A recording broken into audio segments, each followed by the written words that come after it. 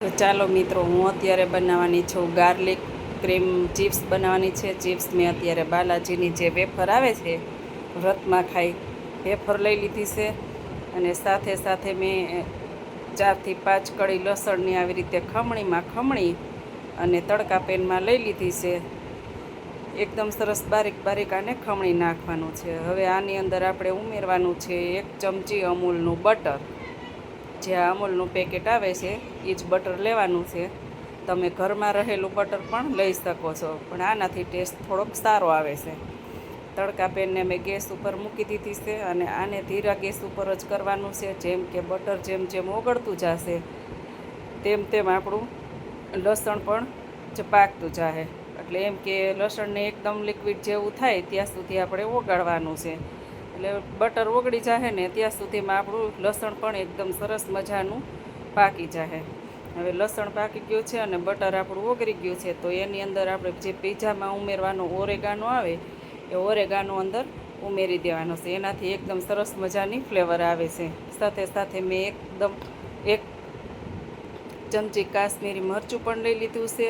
સાથે થોડુંક એવું સ્વાદ મુજબ મીઠું ઉમેરી દીધું છે. હવે હું લઈ લઈશ એક પેનની અંદર અમૂલનું ક્રીમ. જો તમારી પાસે ન હોય અને ઘરની તાજી મલાઈ હોય તો તાજી મલાઈ પણ તમે લઈ શકો.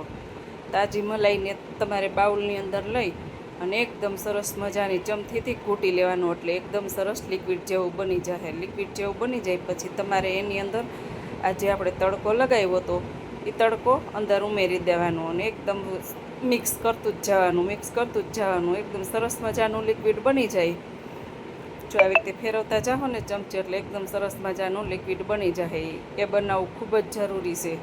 પછી એની અંદર આપણે જે ચિપ્સ હતી એ ઉમેરી દેવાની. ચિપ્સને આપણે ચમચીનો ઉપયોગ નથી કરવાનો અને હાથનો ઉપયોગ જ કરવાનો છે, કેમ કે એકદમ સરસ મજાનું કોટિંગ ચિપ્સ ઉપર ચડી જવું જોઈએ. એટલે એક ચિપ્સ ઉપર એનું કોટિંગ ચડી જાય.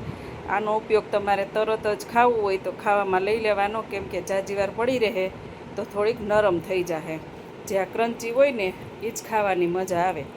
મેં આ ચિપ્સનો ટેસ્ટ કર્યો ને તો જબ્બર ટેસ્ટ આવ્યો. એકદમ સુપર ટેસ્ટી બની છે. આ બજારમાં મળે ને એ મોંઘી મળે, એના કરતાં તમારે ઘરે બનાવીને ખવાય.